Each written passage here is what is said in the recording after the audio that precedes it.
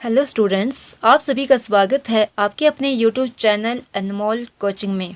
आज मैं आपके लिए हिमाचल प्रदेश की नदियों से संबंधित एमसीक्यूज़ लेकर आई हूँ।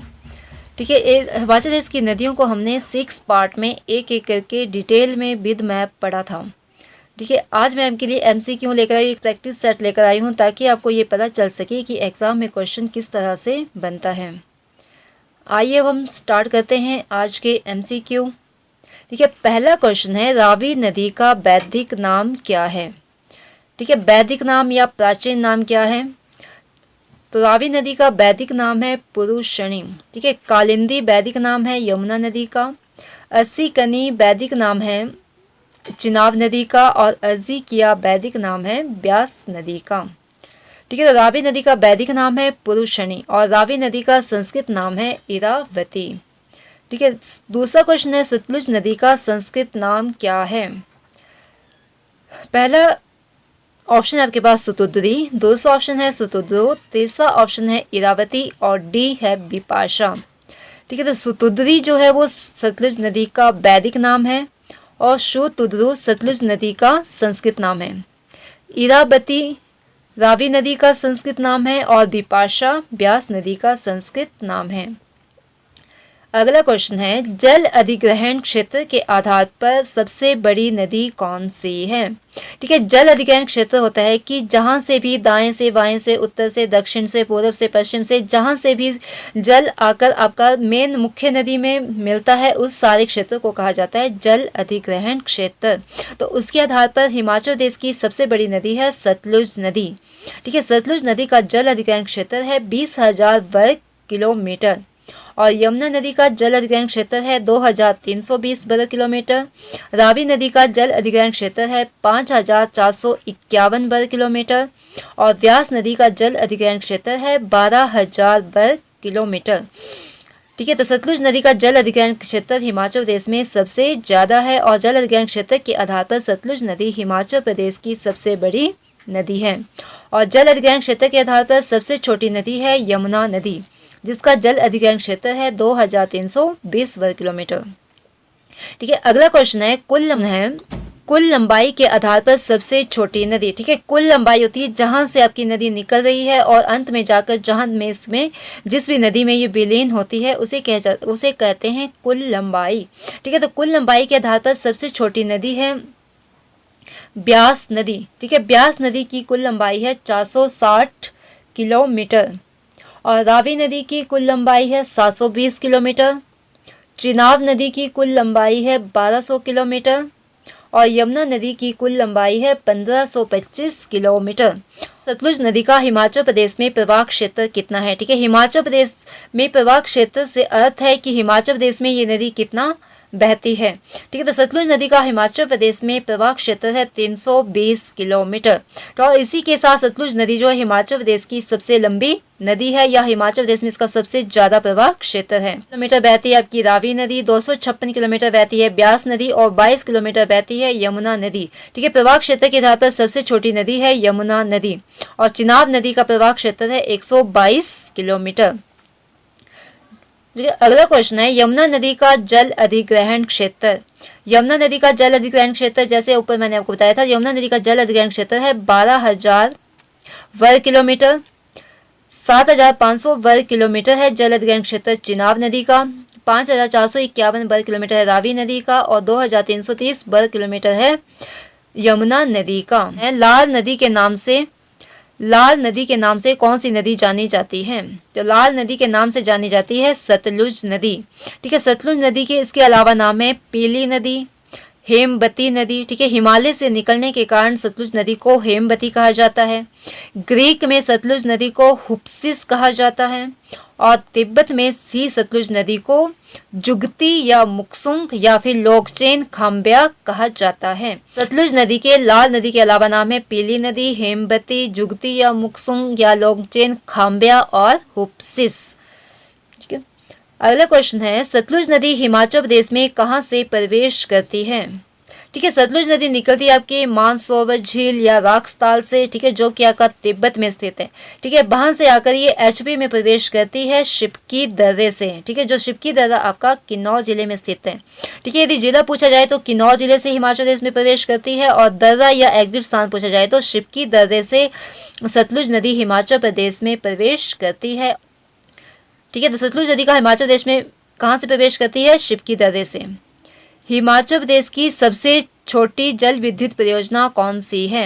हिमाचल प्रदेश की सबसे छोटी जल विद्युत परियोजना है रोंग टोंग जल विद्युत परियोजना। ठीक है, रोंग टोंग जल विद्युत परियोजना जो कि आपके लाहौल स्पीति जिले में स्थित है, और यह हिमाचल प्रदेश की सबसे छोटी व सबसे ऊंची जल विद्युत परियोजना है। इसकी उत्पादन क्षमता है 2 मेगावाट। ठीक है, शोंगटोंग जल विद्युत परियोजना आपकी किन्नौर जिले में स्थित है। पार्वती जल विद्युत परियोजना कुल्लू जिले में स्थित है, और पार्वती जल विद्युत परियोजना हिमाचल प्रदेश राज्य की सबसे बड़ी जल विद्युत परियोजना है। इसकी उत्पादन क्षमता है 2051 मेगावाट। और शानन जल विद्युत परियोजना ये मंडी जिले में ब्यास नदी पर स्थित है, और यह हिमाचल प्रदेश की सबसे पुरानी जल विद्युत परियोजना है। ठीक है, और इसकी उत्पादन क्षमता है 110 मेगावाट, और इसकी कार्यकारी एजेंसी है PSEB, Punjab state electrical board. अगला क्वेश्चन है, गोविंद सागर झील किस नदी पर है? गोविंद सागर झील है सतलुज नदी पर, और गोविंद सागर झील का निर्माण हुआ है भाखड़ा बांध के बनने से। ठीक है, गोविंद सागर झील किस जिले में है? बिलासपुर जिले में। भाखड़ा बांध भी किस जिले में है? बिलासपुर जिले में। सतलुज नदी की सहायक नदी नहीं है। बसपा सतलुज नदी की सहायक नदी है किन्नौर जिले में। थिरोट चिनाब नदी की सहायक नदी है लाहौल स्पीति जिले में। इमला सतलुज नदी की सहायक नदी है। सिरखट सतलुज नदी का सहायक खड्ड है आपका सोलन जिले में। तो कौन सी नदी हुई आपकी? थिरोट नदी या थिरोट नाला। ठीक है, ये चिनाब नदी का सहायक खड्ड है। तो सतलुज नदी की सहायक नदी नहीं है थिरोट। अगला क्वेश्चन है, ब्यास नदी हिमाचल प्रदेश को किस स्थान से छोड़ती है? ठीक है, तो ब्यास नदी हिमाचल प्रदेश को छोड़ती है मिर्थल से। ब्यास नदी का उद्गम होता है कुल्लू जिले से। ठीक है, कुल्लू के बाद ये ब्यास नदी हिमाचल प्रदेश को किस स्थान से छोड़ती है? तो ब्यास नदी हिमाचल प्रदेश को छोड़ती है मिर्थल से। ठीक है, नैला गांव से आपकी सतलुज नदी हिमाचल प्रदेश को छोड़कर पंजाब में प्रवेश करती है। मिर्थल से ब्यास नदी हिमाचल प्रदेश को छोड़कर पंजाब में प्रवेश करती है, और खैरी नामक स्थान से रावी नदी एचपी को छोड़कर या चंबा जिला को छोड़कर जम्मू कश्मीर में प्रवेश करती है। संसारी नाला से चिनाब नदी हिमाचल प्रदेश को या चंबा जिलों को छोड़कर जम्मू कश्मीर में प्रवेश करती है। ठीक है, अगला क्वेश्चन है, पार्वती जल विद्युत परियोजना की उत्पादन क्षमता कितनी है? पार्वती जल विद्युत परियोजना की उत्पादन क्षमता है 2051 मेगावाट, और इसी के साथ पार्वती जल विद्युत परियोजना जो है वो हिमाचल प्रदेश राज्य की सबसे बड़ी परियोजना है। अगला क्वेश्चन है, लाजी जल विद्युत परियोजना किस जिले में स्थित है? लाजी जल विद्युत परियोजना स्थित है कुल्लू जिले में, और ये स्थित है आपकी ब्यास नदी पर। लाजी जल विद्युत परियोजना हिमाचल प्रदेश सरकार की सबसे बड़ी परियोजना है। पार्वती थी आपकी हिमाचल प्रदेश पूरे राज्य की सबसे बड़ी जल विद्युत परियोजना, और लाजी है हिमाचल प्रदेश सरकार की सबसे बड़ी परियोजना। चक्की खड्ड किसका सहायक खड्ड है?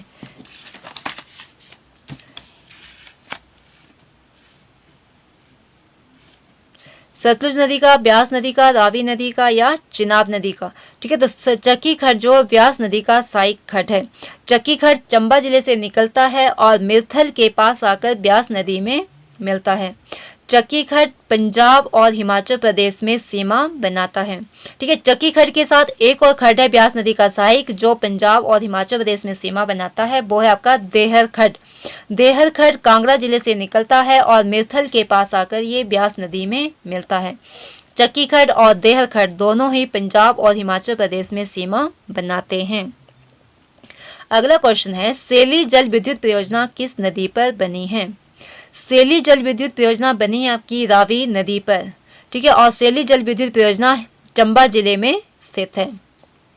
अगला क्वेश्चन है, बैरासियोल नदी किस स्थान पर रावी नदी में मिलती है? ठीक है, यहाँ क्वेश्चन थोड़ा गलत लिख लिया है, तो इस क्वेश्चन है आपका बैरासियोल नदी किस स्थान पर रावी नदी में मिलती है? ठीक है, यहाँ से आपका क्वेश्चन थोड़ा गलत हो गया। किस स्थान पर रावी नदी में मिलती है? तो सतलुज नदी जो है आपकी चौहड़ा नामक स्थान पर रावी नदी में मिलती है। अगला क्वेश्चन है, चिनाब नदी हिमाचल प्रदेश को छोड़कर कहाँ प्रवेश करती है? तो चिनाब नदी आपकी बहती है, लाहौल स्पीति से निकलती है और चंबा से होकर ये कहाँ जाती है? जम्मू कश्मीर केंद्र शासित प्रदेश में ये प्रवेश करती है। हिमाचल प्रदेश की कितनी ऐसी नदियां हैं जिनका उद्गम हिमाचल प्रदेश के बाहर से होता है? ठीक है, हिमाचल प्रदेश में कुल आपकी 5 नदियां बहती है, जिनमें से 2 ऐसी नदियां हैं जिनका उद्गम हिमाचल प्रदेश के बाहर से होता है। ठीक है, वो नदियां कौन कौन सी आपकी? एक तो आपकी सतलुज नदी है जिसका उद्गम होता है मानसरोवर झील से। ठीक है, मानसरोवर झील या राक्सताल से, जो कहाँ स्थित है? आपका तिब्बत में। ठीक है, तो एचपी से बाहर इसका उद्गम होता है। और दूसरी नदी है आपकी यमुना नदी। ठीक है, जिसका उद्गम होता है उत्तराखंड के कालिंद पर्वत या यमुनोत्री पर्वत से। ठीक है, और बाकी 3 आपकी ब्यास नदी जिसका उद्गम होता है कुल्लू जिले से ही, चिनाब नदी जिसका उद्गम होता है लाहौल स्पीति से, और रावी नदी जिसका उद्गम होता है कांगड़ा से। ठीक है, तो 3 ऐसी नदियां जिनका उद्गम हिमाचल प्रदेश के अंदर से ही होता है और 2 ऐसी नदियां जिनका उद्गम हिमाचल प्रदेश के बाहर से होता है। चिनाब नदी किस दर्रे के समीप से निकलती है? तो चिनाब नदी निकलती है आपकी बारालाचा दर्रे से, दर्रे के समीप से। ठीक है, बारालाचा दर्रे के समीप से कौन सी नदी निकलती है? आपकी चिनाब नदी। बारालाचा दर्रे को शिखर पर चौराहा के नाम से भी जाना जाता है, क्योंकि यहाँ पर आकर आपके 4 रास्ते मिलते हैं, लाहौल स्पीति, जास्कर और लद्दाख। ठीक है, ये 4 रास्ते यहाँ आकर मिलते हैं, इसलिए इसे चौराहों का दर्रा या शिखर पर चौराहा भी कहा जाता है। सुकेती फॉसिल पार्क किस नदी के किनारे स्थित है? तो सुकेती फॉसिल पार्क स्थित है आपका मार्कंडे नदी के किनारे। ठीक है, मार्कंडा नदी बहती है आपकी सिरमौर जिले में।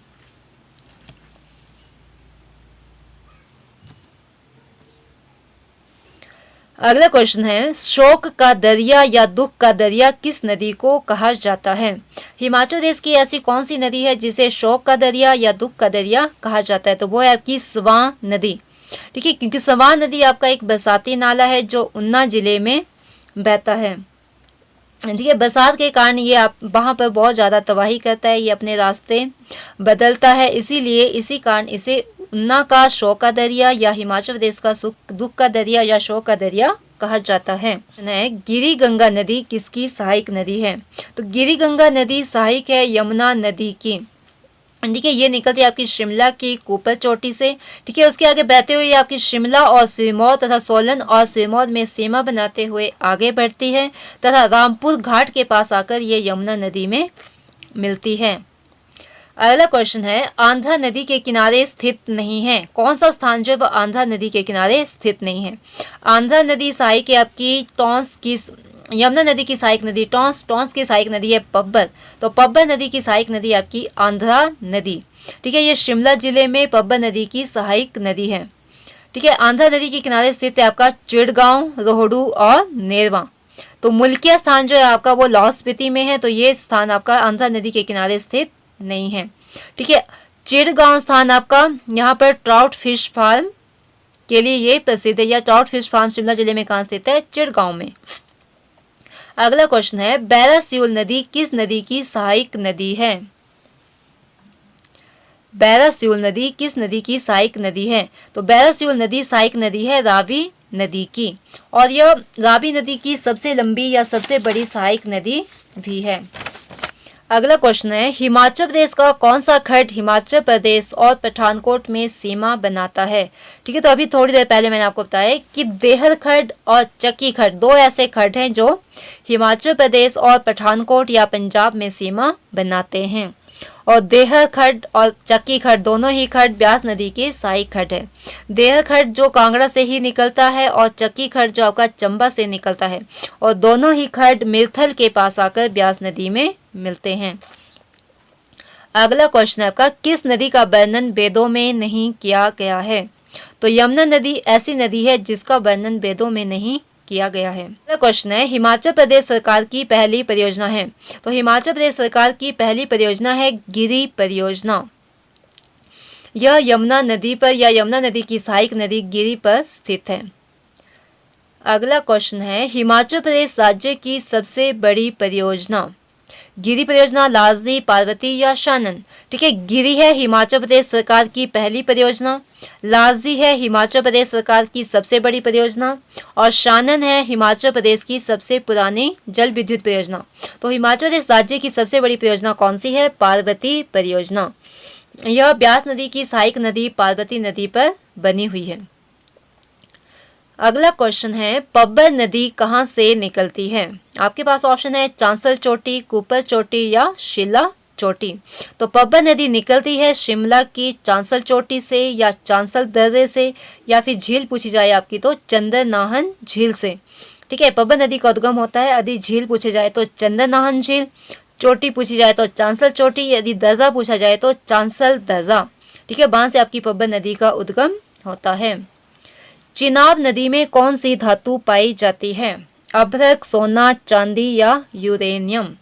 ठीक है, तो चिनाब नदी में धातु पाई जाती है सोना। अभ्रक पाया जाता है आपकी टॉन्स नदी में और यूरेनियम पाया जाता है पार्वती नदी में। और चांदी के लिए प्रसिद्ध है आपकी कुल्लू जिले की रूपी घाटी, वहां पर चांदी की खानें पाई जाती हैं।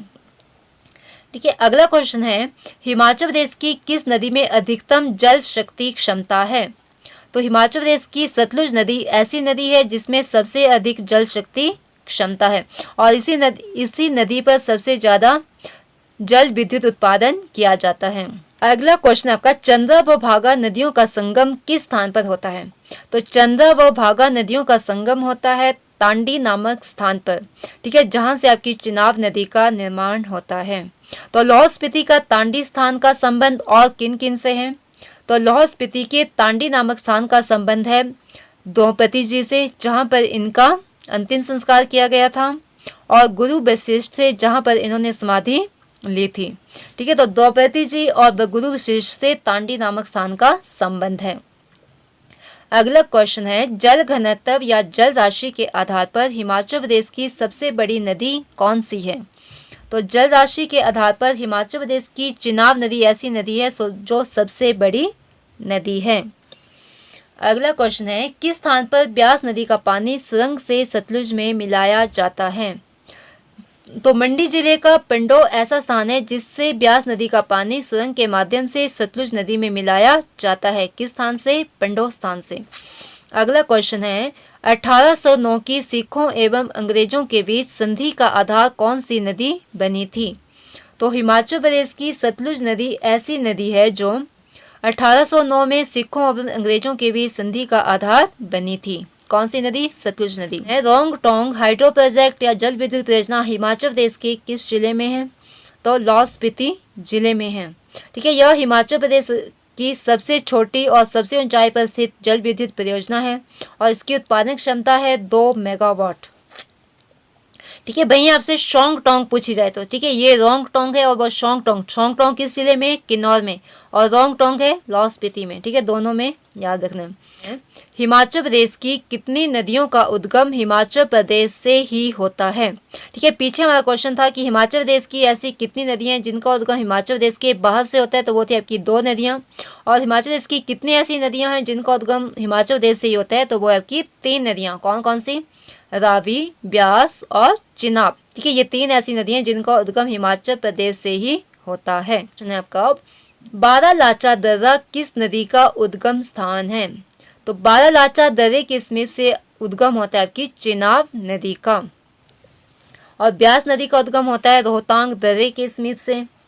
ठीक है, और रावी नदी का उद्गम होता है भांडल व तंतगिरी नदियों के संगम स्थान बड़ा भंगाल से। और यमुना नदी का उद्गम होता है कालिंद पर्वत उत्तराखंड से। अगला क्वेश्चन है आपका, बुद्धिल नदी किस नदी की सहायक नदी है? सतलुज, चिनाब, रावी या यमुना? बुद्धिल नदी सहायक है आपकी रावी नदी की और ये चंबा जिले में रावी नदी की सहायक नदी है। अगला क्वेश्चन है, कौन सी नदी हिमाचल प्रदेश से होते हुए जम्मू कश्मीर में प्रवेश करती है? सतलुज, यमुना, चिनाब या ब्यास? ठीक है, सतलुज नदी जाती है आपकी पंजाब में, यमुना नदी जाती है हरियाणा में, ब्यास नदी जाती है आपकी पंजाब में। तो कौन सी नदी जम्मू कश्मीर प्रवेश करती है? एक चिनाब नदी और दूसरी आपकी रावी नदी। ठीक है, रावी और चिनाब दोनों ही हिमाचल प्रदेश को छोड़कर जम्मू कश्मीर केंद्र शासित प्रदेश में प्रवेश करती है। मुकसुंग, जुगती, हेमवती किस नदी के अन्य नाम हैं? ठीक ठीक है। तो मोक्सुंग जुगती तिब्बत में ये सतलुज नदी के अन्य नाम है, और हेमवती हिमालय से निकलने के कारण इसे हेमवती कहा जाता है। ठीक है। तो और इसके अलावा इसके नाम है लोकचेन खाम्ब्या, जो इसे तिब्बत में नाम दिया गया है, लाल नदी, पीली नदी। ठीक है, सतलुज नदी के ही अन्य नाम हैं।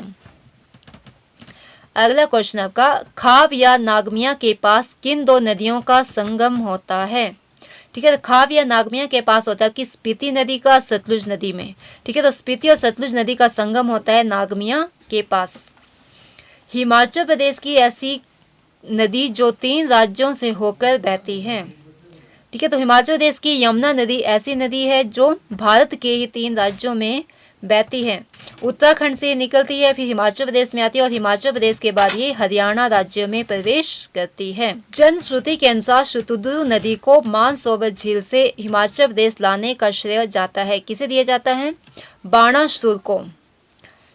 ठीक है। बाणासुर ही ऐसे व्यक्ति थे जो मानसरोवर झील से सतलुज नदी को हिमाचल प्रदेश लेकर आए थे। हिमाचल प्रदेश तक 450 किलोमीटर बहती है, और सतलुज नदी सबसे ज़्यादा हिमाचल प्रदेश के किन्नौर जिले में बहती है। अगला क्वेश्चन है, न्यूगल खड्ड के किनारे स्थित है। न्यूगल खड्ड के किनारे कौन सा स्थान स्थित है? सौरभ वन विहार। कांगड़ा किला स्थित है आपका बाणगंगा खड्ड के किनारे, और नेरवा स्थित है आपकी आंध्रा नदी के किनारे। ठीक है, शिमला जिले में, और ये कांगड़ा में। सौरभ वन विहार भी आपका कांगड़ा में स्थित है, न्यूगल खड्ड के किनारे। अगला क्वेश्चन है, सिकंदर द महान भारत विजय के दौरान किस नदी को पार नहीं कर पाए थे? ठीक है, हिमाचल प्रदेश की 5 नदियों में से ऐसी कौन सी नदी थी जिसे वे पार नहीं कर पाए थे? तो वो थी आपकी ब्यास नदी। ठीक है, ब्यास नदी को पार ना कर पाने के मुख्य कारण थे, एक तो आपका था ज्योतिषियों द्वारा मना करना, और दूसरा था सैनिकों का विरोध करना। सिकंदर द महान ने भारत विजय के दौरान ब्यास नदी के किनारे बृहदाकार वेदियों का निर्माण किया था।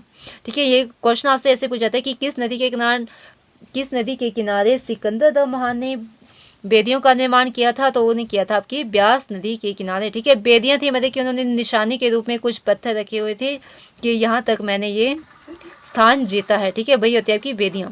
अगला क्वेश्चन है, एशिया की पहली भूमिगत परियोजना किस नदी पर बनी है? ठीक है, एशिया की या हिमाचल प्रदेश की पहली भूमिगत परियोजना आपकी संजय या भाभा जल विद्युत परियोजना, जो किन्नौर जिले में स्थित है। तो किन्नौर जिले में आपकी कौन सी नदी बहती है? सतलुज नदी। ठीक है, तो पहली भूमिगत परियोजना आपकी स्थित है सतलुज नदी पर, और कौन से जिले में? किन्नौर जिले में। क्वेश्चन है, लार्जी जल विद्युत परियोजना की उत्पादन क्षमता कितनी है? तो लार्जी जल विद्युत परियोजना की उत्पादन क्षमता है 126 मेगावाट।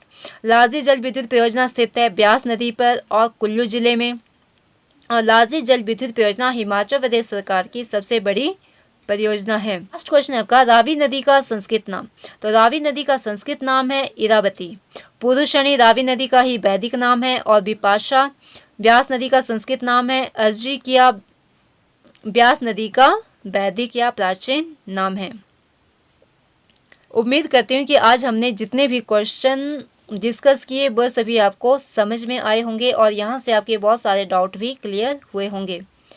ठीक है, ये हिमाचल प्रदेश की जितनी भी नदियाँ हैं उन्हें हमने एक 6 पार्ट में या 6 पार्ट में एक करके बहुत डिटेल में पढ़ा है। अगर आपने वीडियो नहीं देखी हैं तो पहले जाकर वो वीडियो देखें, तभी आप MCQ कर पाएंगे। ठीक है, MCQ या प्रैक्टिस सेट लाने का उद्देश्य यही था कि ताकि आपको पता चल सके कि एग्ज़ाम में क्वेश्चन किस तरह से बनते हैं।